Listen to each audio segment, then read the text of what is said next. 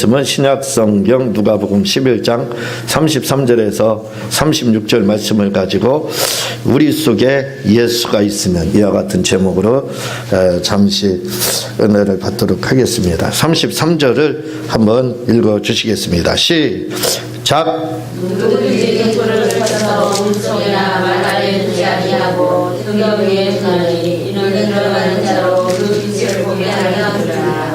아멘.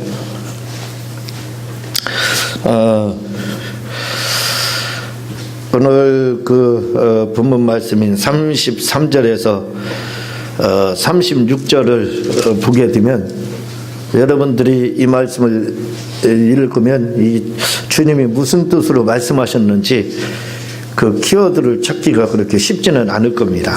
무슨 그냥 개념은 여러분들이 잡을 수 있을 거예요. 아, 무슨 뜻이겠다. 이렇게 이제 그런 개념은 여러분들이 잡을 수는 있을지 모르지만 이 말씀이 구체적으로 대일에게 어떻게 무슨 뜻으로 말씀을 하셨는지를 이렇게 썩 여러분들이 와서 와닿는 것은 아마 쉽지는 않지 않을까 하는 생각을 제가 이렇게 갖습니다.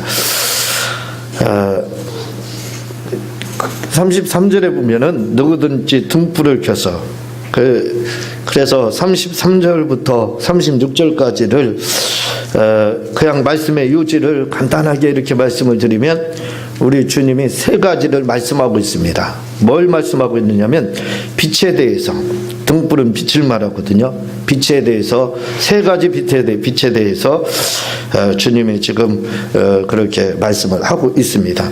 그 중에서 이제 첫 번째 그 빛에 해당하는 것이 뭐냐면 빛이 있다는 겁니다. 그런데 주님은 그 빛을 태양빛으로다 또 달빛으로다 이렇게 비유해서 말씀하시는 것이 아니라 빛이 있다 할 때 이 빛은 어둠을 밝히는 등불로다. 이렇게 낮에 뜨는 태양을 말하는 것이 아니라 밤에 우리가 피우는 그러한 등불을 비유로 해서 말씀을 하고 있습니다. 다시 말하면 세상을 비추는, 어두운 세상을 비추는 빛이 있는데 그것이 바로 등잔불이다 그 말입니다. 등불 이렇게 이제 여기는 돼 있죠. 등잔불을 말을 하는 거예요. 이렇게 등잔불을 켜는 이유, 등잔불을 켜서 속에나 말 아래 두지 않는다. 이렇게 이야기를 하고 있거든요. 불을 피우는 이유. 밤에 여러분들이 불을 피우는 이유가 뭐냐면 그냥 불을 감춰두기 위해서 요 불을 다른 사람이 봐서는 안 된다 해가지고 감춰두기 위해서 속에다 비밀스러운 거다. 이라는 건 비밀스러운 것이다 이렇게 돼 있거든요. 비밀스러운, 아니 등불을 켰으면 환하게 밝히려고 켜는 거지 비밀스럽게 빛을 감추기 위해서 등잔불 켜는 사람 없을 거다. 그러니까 주님은 지금 세상의 상식을 가지고 통용되는 상식을 가지고 접근을 지금 하고 있는 겁니다. 그리고 켰으면 등잔대 위에다, 등경위에, 등잔대입니다. 등잔대 위에다 이렇게 빛은 다 위에 있잖아요. 그래야 내려져가지고 세상이 다 환해지잖아요. 어둠을 비치게 됩니다. 빛을 밑에다 놔봐요. 그 위는 어둡잖아요. 그래 말 아래. 지금은 말이 잘 볼 수 없습니다. 옛날에는 쌀을 열 대가 한 마리죠. 그 말을 말을 하고 있습니다.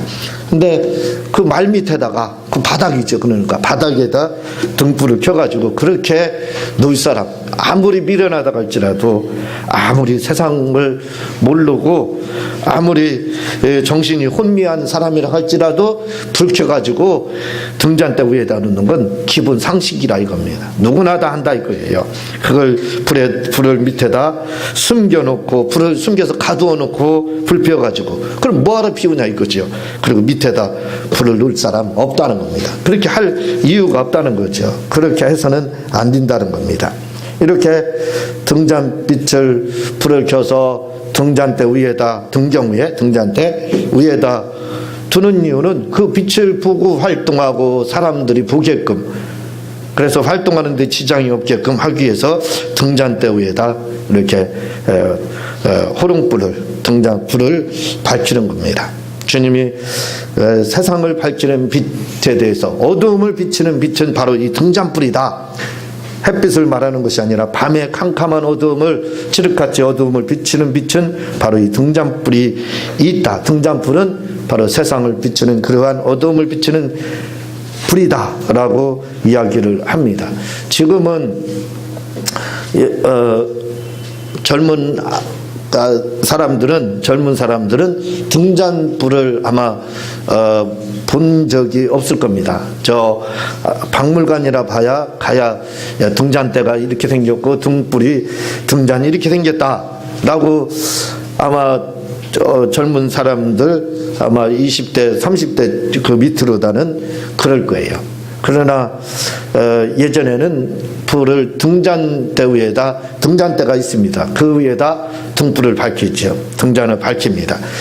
저도 우리 동네에 제가 전기가 들어온 것이 초등학교 2학년 때인가 4학년 때인가 잘 모르겠습니다. 그때 정도 이렇게 들어왔는데 그때 불이 들어오기 전에 이 등잔불로다. 등잔불이 얼마나 어두운지 모릅니다. 그 반딧불보다 제가 보기에는 지금 생각하면 반딧불보다 조금 더 하는 것 같아요. 그러다가 초도 비싸가지고 촛불 익히지 못했죠. 그래서 촛불을 켜면 왜 이렇게 화난지 꼭 전구 100조짜리를 킨 것처럼 화납니다. 그래서 촛불보다는 등잔불보다는 이 촛불이 더 환한 것을 이렇게 알았는데 그때 이제 전기가 초등학교 때 들어와서 TV를 흑백 TV죠. 그 TV를 이제 전기 들어오니까 부자들은 샀습니다. 그러면 거기를 거의 연습극 보기 위해서 매일 밤 찾아가가지고 어머니랑 그 연습극을 이렇게 봤던 그 아련한 추억이 이렇게 떠오릅니다. 이 밤에 비치는 빛이 바로 이 등불이라 이거죠. 저희 어르신들, 시골에 계신 어르신들은 지금도 전구를 30조짜리, 60와트짜리 이런 걸 못합니다. 깜깜하게 지금도 지내요.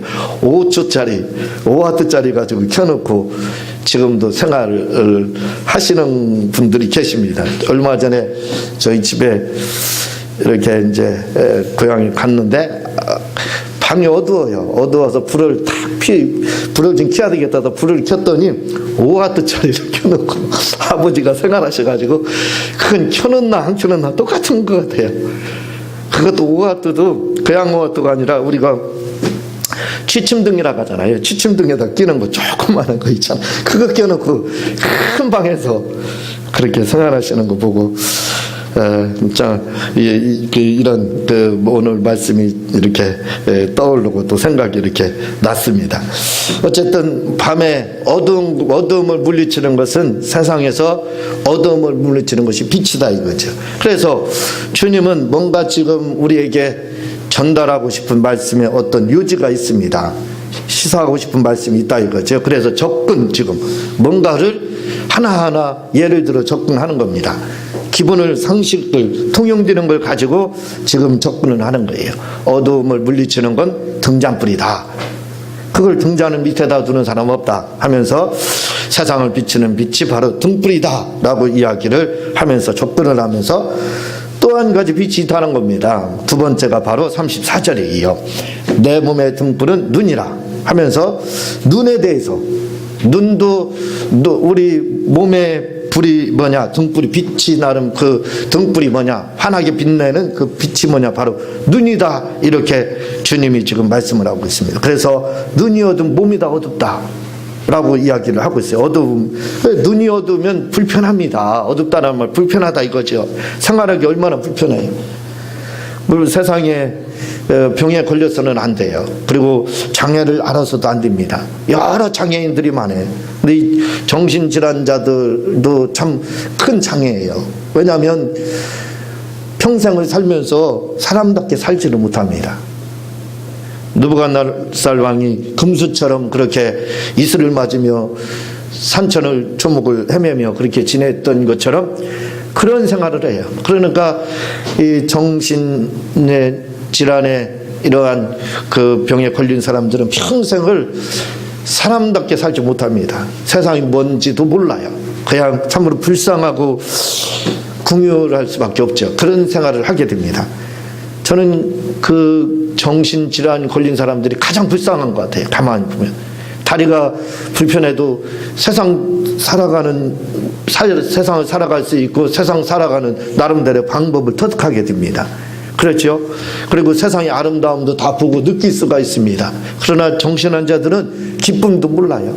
슬픔도 모르고 좋은 것도 모르고 그렇죠. 그냥 세상에 대해서 아무것도 모르는 그냥 캄캄한 어둠 가운데 갇혀 있는 거예요.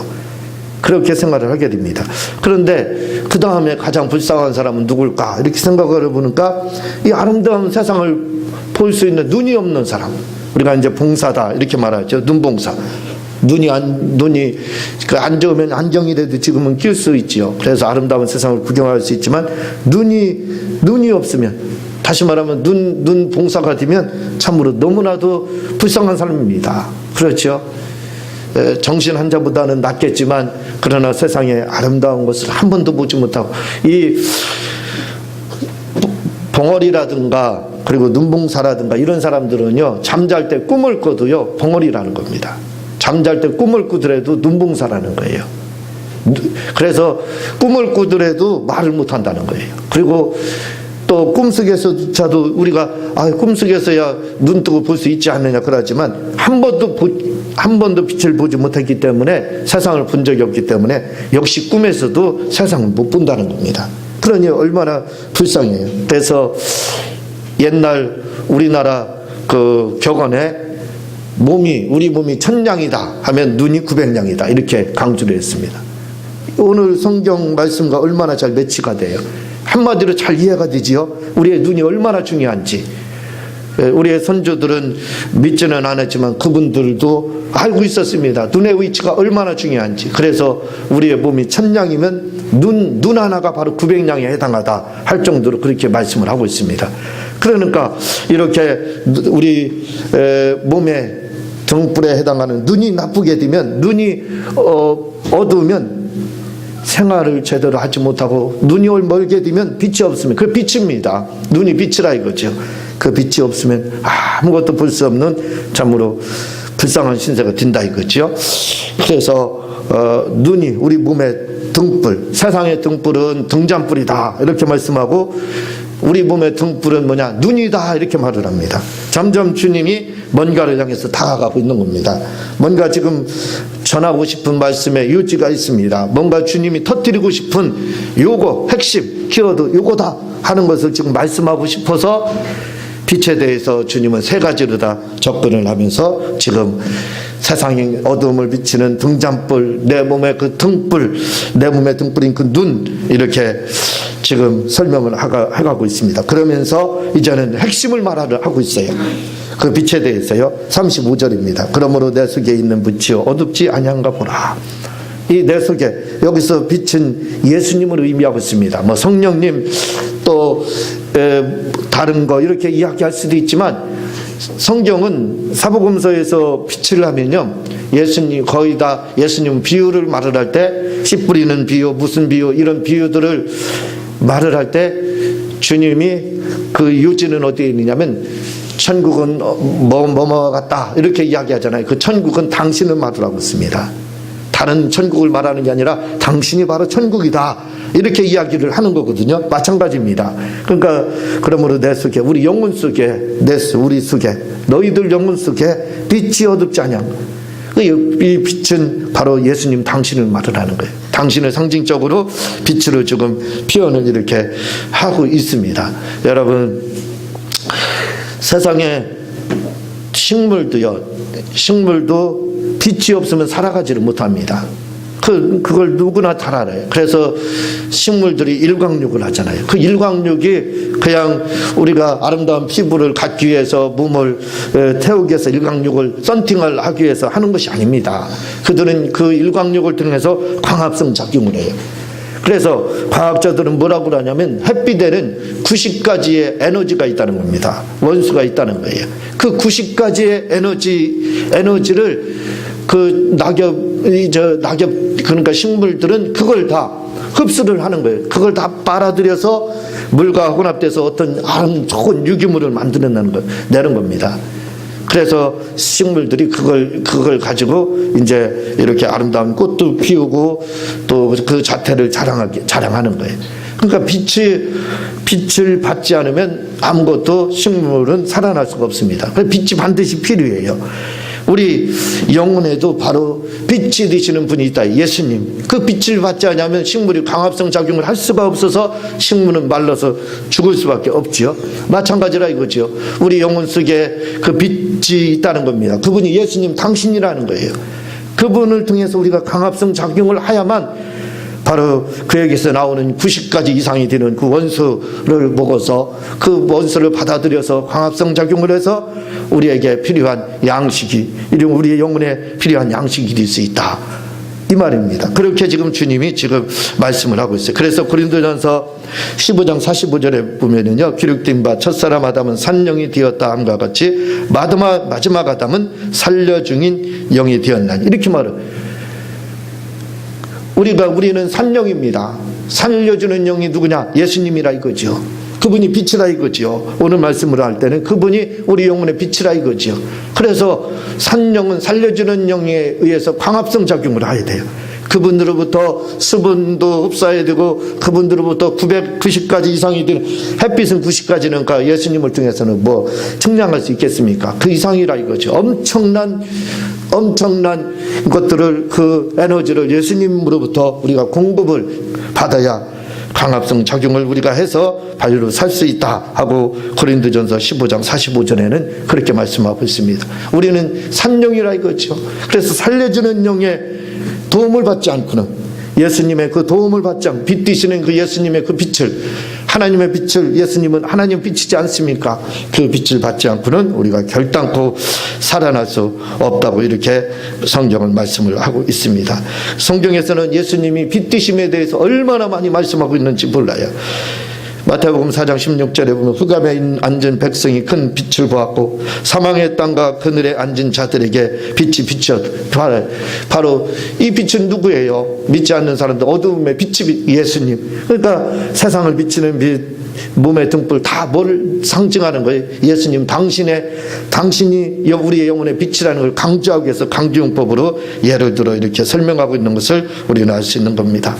요한복음 8장 12절에 예수께서 또 일러 가라사대 때 나는 세상의 빛이니 나를 따르는 자는 어둠에 다니지 아니하고 생명의 빛을 얻으리라. 봐봐요. 예수님 빛이다 이렇게 말씀을 하고 있습니다. 또한 요한복음에 보면은요, 빛이 그 안에 생명이 있었으니 이 생명은 사람들의 빛이라. 빛이 어둠에 비치되 어둠이 깨닫지 못하더라 하면서 빛에 대한 증거가 끊임없이 나오고 있습니다. 예수님은 빛이다. 그래서 그 빛을 우리가 광합성 작용을 하듯이 그 빛을 받지 않고는, 그 빛에 비추지 않고는 우리가 살아갈 수 없다 하고 요한복음은 우리에게 끊임없이 이렇게 강조해서 말씀을 하고 있는 것을 우리가 볼 수가 있는 겁니다. 그러므로 내 속에 있는 빛이 어둡지 아니한가 보라. 내 온몸이 밝아. 예수님의 그 빛이, 예수님이 우리 속에 들어오면 우리 몸이 밝아진다는 거예요. 온전히 우리 영혼 속에 예수님이 들어오시면 우리의 영혼이 밝아진다는 겁니다. 여러분, 사람들이 대화를 하다 보면요, 사람이 무슨 생각을 하는지, 그 속에 뭐가 있는지를 다 압니다. 그래서 이제 목회자들이라든가 또 믿음 좋으신 분들은 믿음 좋지 않은 사람들의 믿음이 좋지 않은 사람들 금방 가늠할 수 있습니다. 어떻게 가늠해요? 얘기를 들어보면 알아요.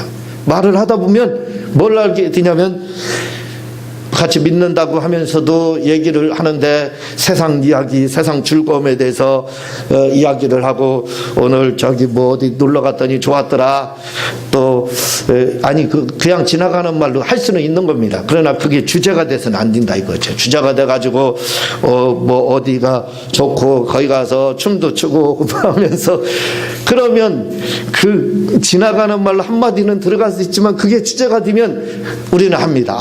이 사람의 믿음이 예수가 없구나 하는 걸 알아요. 누구나 다 그래서 그걸 가늠할 수 있습니다. 이분이 믿음이 좋은가 안 좋은가 다 아는지, 누구나 다 아는 거예요. 믿는 사람들은요. 왜 그러냐면 사람은요, 여러분들 속이 좋지 않으면은 먹었던 것이 꽉 하면 다 나옵니다. 다 토해내요. 그렇죠? 그럼 뭐 먹었는지 구경하면 이 사람 오늘 이거 점심을 뭐 먹고 잘못 먹어서 체했구나. 그걸 알게 됩니다. 오바이트를 하는 걸 보고 뭘 먹었는지를 알아요. 다 나옵니다. 마찬가지예요. 우리 속에 있는 것이 오바이트가 돼요. 뭘로다? 말로다. 입을 통해서 다 오바이트가 되는 거예요. 그래서 그 사람 속에 뭐가 있는지, 그 사람의 관심사, 지금의 이슈가 뭔지를 알게 됩니다. 그래서 이제 사람이 회개에 대해서 이야기를 많이 한다. 그러면 저분이 아직 그 마음에 떨쳐버리지 못하는 죄책감이 있구나 하는 걸 알 수 있는 거예요. 그리고 또 용서에 대해서 이야기를 많이 하게 되면 저분 속에 용서할 분이 있구나 하는 걸 알게 되는 겁니다.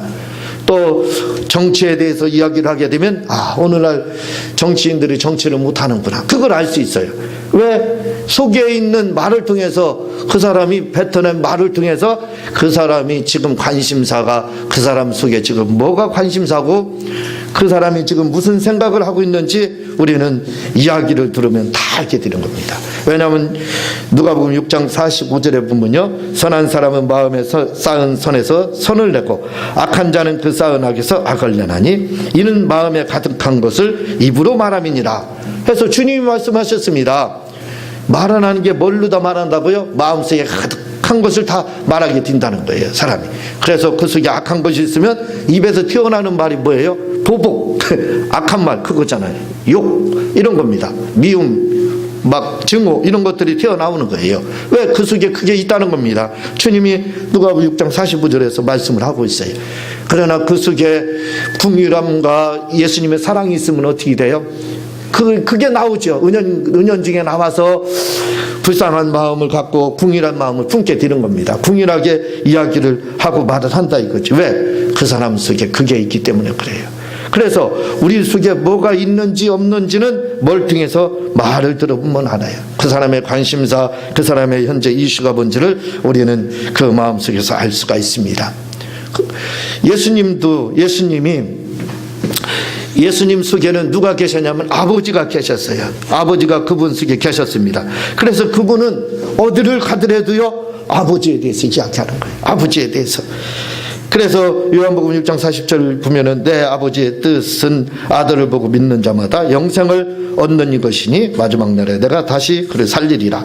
요한복음 10장 38절에 보면 내가 행하거든 나를 믿지 아니할지라도 그 일은 믿으라. 그러면 너희가 아버지께서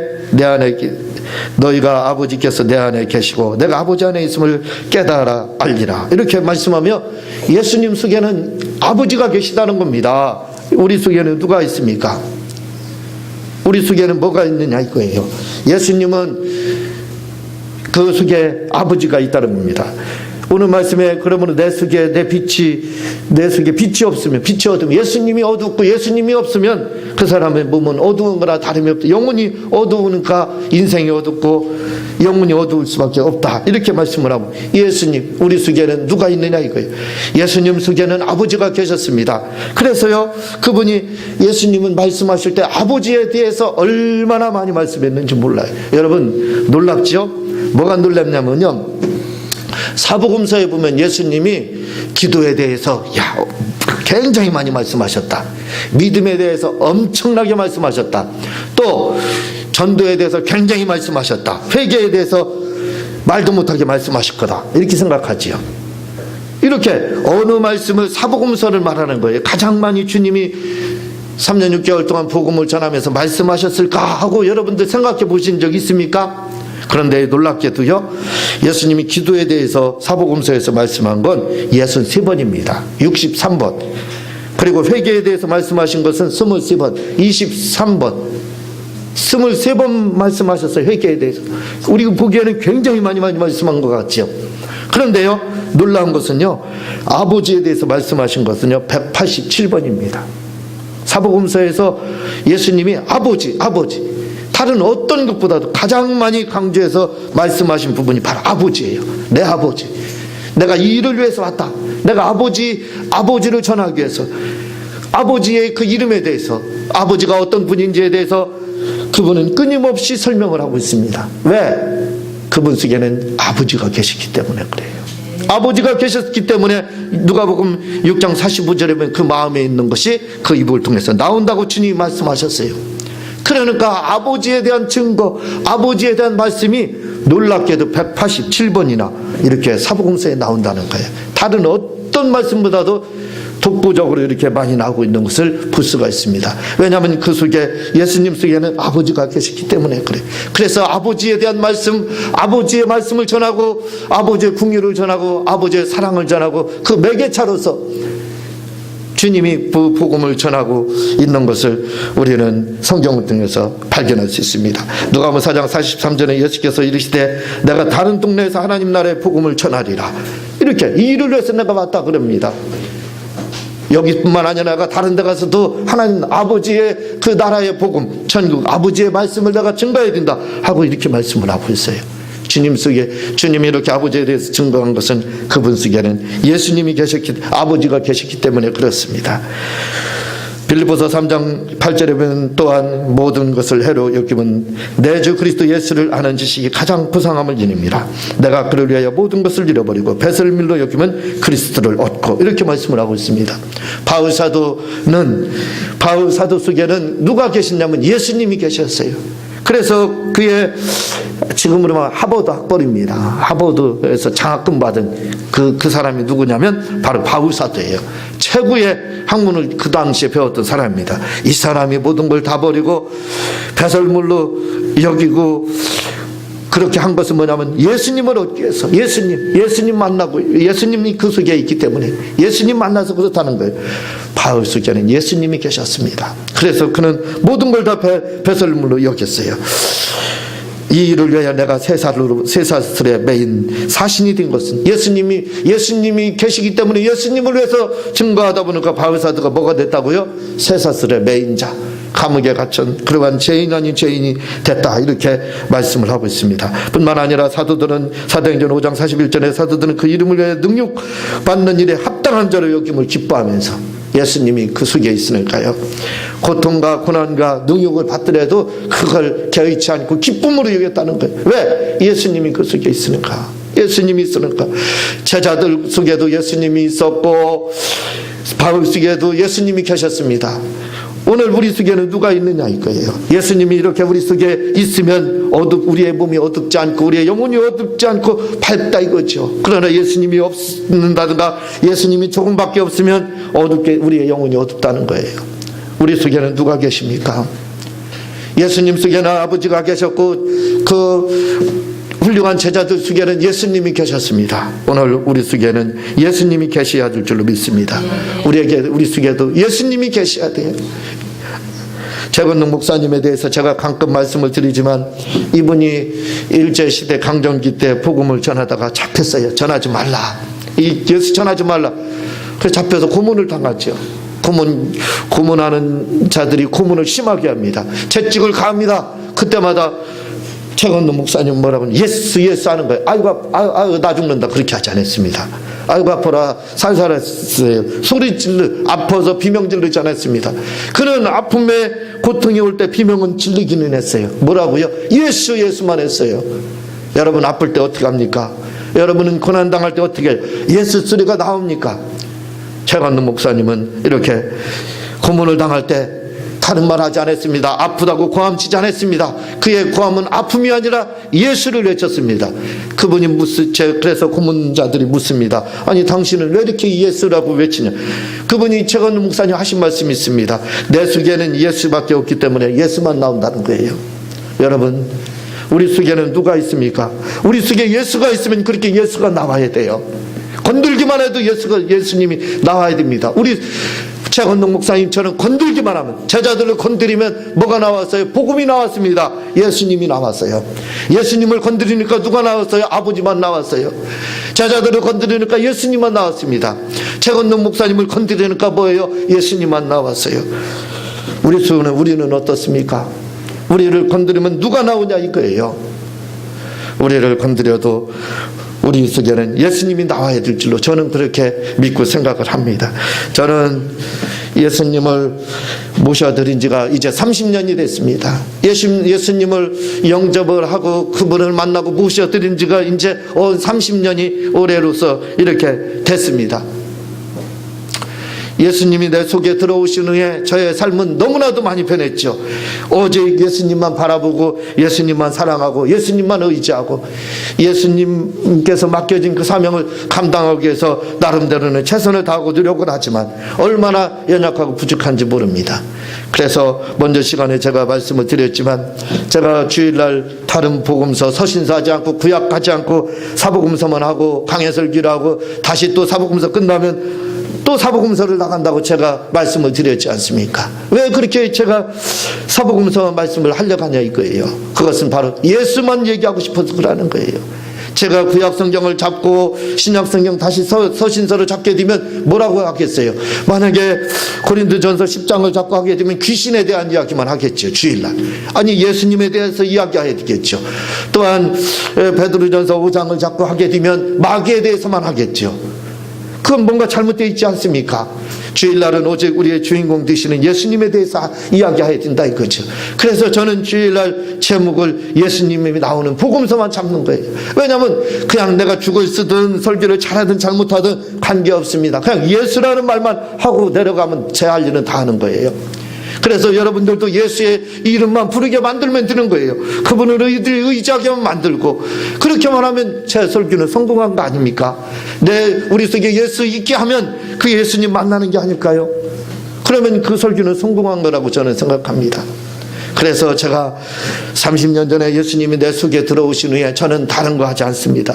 오직 예수님만 전하고 싶어서 신학을 했고 예수님 얘기만 하고 싶어서 이렇게 또 열심히 복음도 전하고 있는 설교도 하고 또 전도도 얼마나 나름대로는 하고 있는지 몰라요. 정기 전도회 때도 전도하지만 저는 만나는 사람마다 전도를 사실 하고 있습니다. 어디 가서 음식을 먹는다든가 뭐 물건을 산다든가 반드시 천연의 행복을 하면서도 전도를 반드시 합니다. 제가 아는 어떤 목사님이요 저를 보고 큰 도전을 받았다는 거예요. 그래서 그분이 목회를 하다 이제 목회를 그만 잠깐 사임을 했는데 다시 이제 시작을 하시려고 그렇게 하는데 그분이 내가 다시 목회를 이제 시작해야 되겠다 그런 마음을 품고 이제 세미나도 여러 군데 참여를 지금 하고 계십니다. 그러면서 그분이 저한테 뭐라고 고백을 하냐면요, 이렇게 열심히 다시 목회를 하려고 하고 그리고 준비를 하고 세미나도 참석하는 그 이유가 어디 있는 줄 아냐는 거예요, 저한테요. 그래서 그걸 제가 어떻게 합니까 그랬더니 바로 목사님 때문에 그렇다는 거예요. 저 때문에 그렇다는 거예요.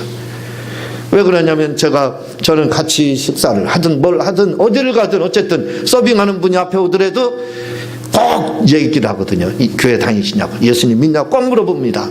그 나올 때는 또 이제 그 카운터에 있는 분에게 천연의 행복을 하면서 꼭 교회 다니시고 예수 믿으라고 이렇게 하는 걸 그걸 봤다는 거예요. 그걸 보면서 아, 나도 저렇게 해야 되겠다 하는 도전을 받았다 하시면서 다시 한번 희망을 가질 수 있게 됐다 하는 말씀을 들었습니다. 어쨌든 제 속에는 예수님이 계셔요. 여러분 속에도 예수님이 있는 줄 알고 있습니다. 그래서 예수님이 이렇게 있으면요 그냥 건들기만 하면 예수님 전하고 싶은 거예요. 예수님이 왜 누가복음 6장 45절에 그 마음에 가득한 것은 입으로 말한다 그랬어요. 예수가 있으면, 예수님이 우리 속에 있으면 그냥 튀어나오는 거예요. 예수님 안 믿는 사람들이라면 그냥 튀어나오는 거예요. 믿는 사람들은 예수 믿는다 그러면 아이고 열심히 신앙생활 잘해서 고맙습니다, 열심히 하셔, 그렇게 권면할 수 있는 거예요. 여러분, 고린도서 13장 5절에 보면 예수 그리스도께서 너희 안에 계신 줄을 너희가 알지 못하느냐, 그렇지 않으면 너희가 버려온 자니라, 이렇게 말을 하고 있어요. 예수님이 우리 속에 있는 거 알지 못하는, 그거 모르면 버려온 자라는 거예요. 버려온 자라는 거. 그러면 예수님이 무슨 버려온 자라는 겁니다. 그러면 우리 속에 예수님이 있는지 없는지 어떻게 알아요? 그걸 어떻게 증명할 수 있습니까? 간단합니다. 누가복음 6장 45절에 우리 속에 우리 마음에 있으면 그게 입으로 나온다고 주님이 말씀했어요. 자동적으로 먹은 걸 토하면 나옵니다. 뭘 먹었는지 다 알 수 있어요. 마찬가지라 이거죠. 내 속에 예수님이 있는지 없는지는 여러분들이 대화 가운데, 말씀 가운데, 생활 가운데 예수님이 수시로 튀어나오면 되는 거예요. 건들기만 하면 예수님이 탁 튀어나오고, 기도를 하더라도 예수님 사랑한다는 기도를 하고, 저는 예수님 사랑한다는 기도를 한 3, 40분을 하루에 매일 그렇게 하고 있습니다. 그냥 주문처럼 그렇게 외워요. 다른 거 할 거 없으면 그냥 그렇게. 그러니까 예수가 여러분들 속에 있으면요, 그냥 건드리면 돼. 톡 건드리면 예수가 탁 튀어. 여러분 군대를 가면요, 지금은 많이 달라진 줄 압니다. 이제 우리 때 얘기죠. 우리 때는 뭐라고 그러냐면 점호 시간에 딱 서 있습니다. 서 있는데 앞에 와서 눈만 딱 마주치면 관중성명이 딱 나와요. 뭐 이병이면 이병, 상병 누구누구, 병장 누구누구 딱 나옵니다.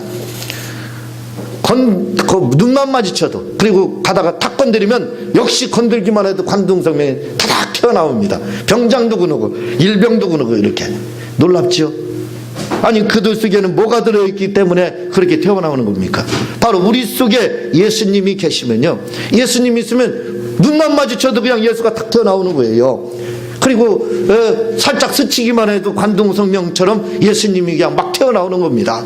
여러분, 그게 바로 그렇게 예수님이 내 속에 있는지 없는지, 없으면 버리운 자라 그랬어요. 있는지 없는지 확인이 너무나도 간단한 거예요. 예수님이 수시로 튀어나오면 바로 우리 속에 예수님이 있는 겁니다. 오늘 주님이 그 예수님 당신이 우리 속에 빛이라고 그랬습니다. 우리 속에 이 빛을 간직하고 어둡지 않게 해서 환하게 세상을 비추는 예수님의 빛의 예수님의 빛으로서의 그러한 삶을, 조명의 삶을 사시기를 주님의 이름으로 부탁을 드립니다. 이 시간 우리 말씀 생각하면서 통성으로 잠시 기도하는 시간 갖도록